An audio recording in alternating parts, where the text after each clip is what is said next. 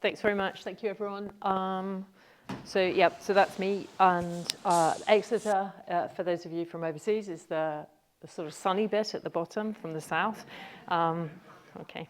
So I'm going to talk about sort of technology. I'll sit the talk into slightly TRL and hopefully something just that's a little bit different from the two amazing talks that we've just listened to. And I'll just rustle through some of the opportunities, challenges, and some of the innovations coming out of our group. So it's quite high level.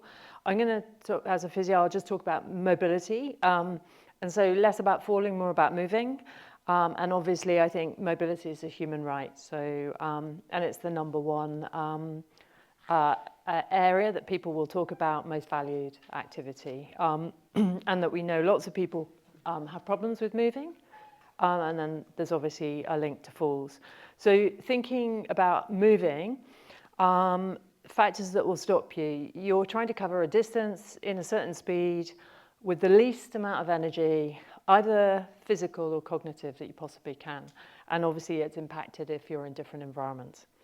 Those are the stats, you'll know probably those, but it's, the news is terrible. It's all of us are going to have problems moving around once you get over 65. So a third will have a problem, and it's sort of downhill from there. So I think it's a really important problem.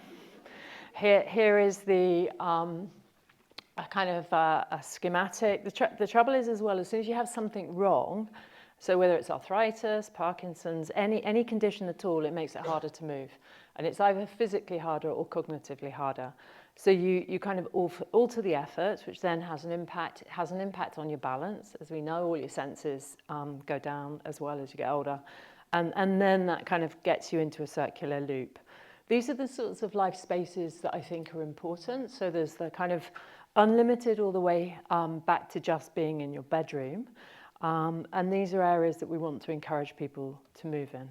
As we know, there's loads of technologies coming out. And a little bit like everyone else in the room, we did a review, a customer review, which is actually just off the screen. Sorry, my slides are a bit, they're the wrong shape, I think.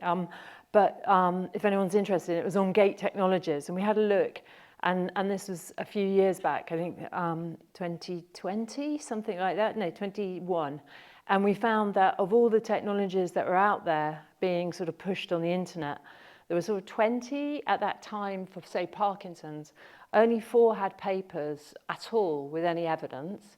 And of those, I think only 1 was a decent paper. So I think the bottom line is it's very hard for patients and it's very hard for clinical teams to work out what to use. And I kind of think, I do all this work looking at validating technology, but I think the bottom line is it fit for purpose? And that's what we need to think about. Okay, so these are all the fancy labs. Some people in the room actually are on the screen, so are anonymous models. But so we do lots of lovely work validating technology, looking at its accuracy and usability.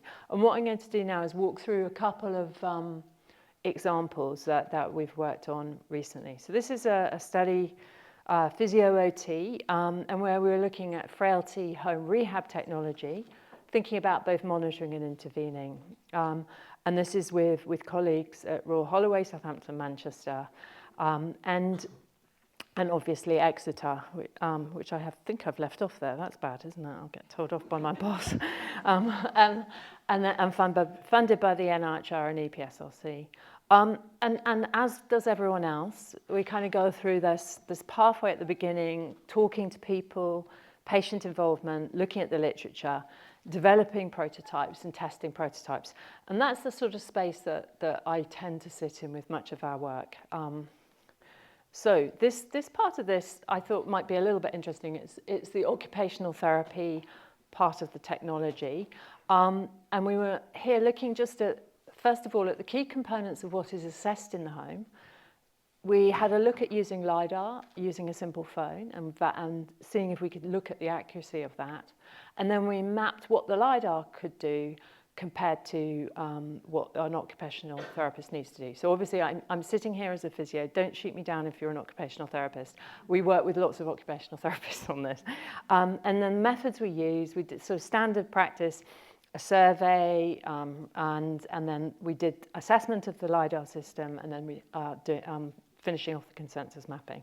So that's the kind of process for the survey development. If anyone's interested, I won't walk through it now, but we kind of went through those various steps, resulting in an international survey asking what was important to assess. Then we did a LiDAR study, and we took the LiDAR technologies. We rented a house, and we went into the house and did all the assessments with a couple of researchers initially for the proof of concept, and a third researcher who actually really knew what they were doing with LiDAR technology. And I think we got quite a few funny looks, as you can imagine, going in and out of the house all day with lots of cameras and phones and systems. In the house, we did sort of walkthroughs, and then we looked at different rooms, and we just kind of had the house as it was, and it was a typical house, a sort of terrace house. So we chose that because over COVID, when I was particularly working as a physio in houses, it seemed a fairly typical house that I was having to go into and work through. And then we did the capture, and then went through with the Lux Google Pixel Lux Meter app and looked at the light levels. Okay, so these I won't go through these. This is from the survey. Very important, somewhat important. And those, as you can see, all of those items, those are the top 20 items. And there's no rocket science there, so I'm not going to, if you want to know, we'll be publishing that fairly soon. And there were a few things that people occasionally said weren't important. And then we went into the house. That's a LiDAR system. And again, I'm not going to bore you with the stats because they'll be in the paper, but we just found that the LiDAR on a phone worked across the devices. It was reliable compared to, say, usual practice of a tape. So we've got all those measures that we got. Looked at the reliability. We looked at the impact of lighting because some of the places in the house were dark. It did impact a bit on the reliability, but it's still acceptable. And then we went around at different heights to see if height made a difference. So all of that's about to come together, and next week the consensus is happening, so can't give you that result. So that's a really new study that's right at the TRL, beginning of the TRL.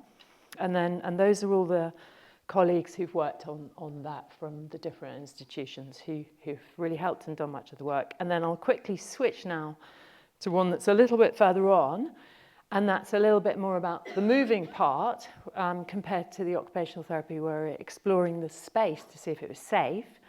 And then this sensor here that I've worked on with colleagues. So this is further down now. It's approaching the same TRL in the implementation space. And this sensor just goes on your foot and measures both moving, and it can be used as a therapeutic feedback system. It's got some AI in. And again, we went through a similar process.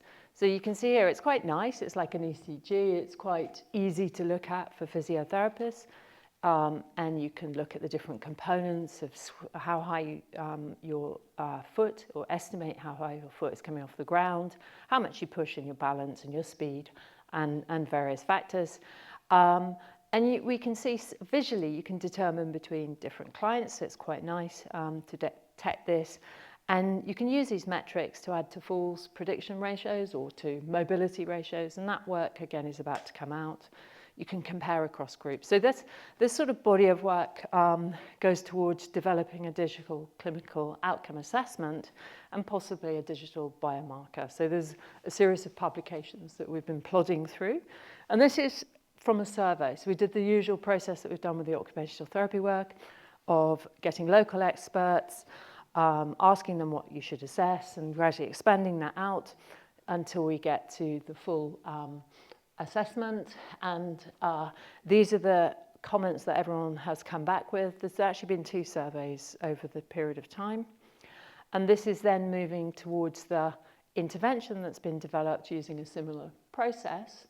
And these are the components that came forward from that were then put into the walking program. So this is about moving, not falling so much. This is the dashboard that has been developed that we've been using. This is a video that I'm not sure it'll work actually. So yeah, I'll plod forward. So that just shows it in action with the therapeutic, and it's a positive reward system based on AI where you give feedback based on how well the person is performing. This is some of the results with Parkinson's. That one is published, and there's 2 or 3 other studies ongoing, all again small feasibility, and that's dementia study, and I think I'm pretty well there. There you go. How about that for timing? Okay. And then, so that's the end of my talk. So hopefully it's a whistle-stop tour of 2 technologies, one early phase, one a little bit later, but not quite at the implementation stage. And thanks to all colleagues and the funders. Thank you.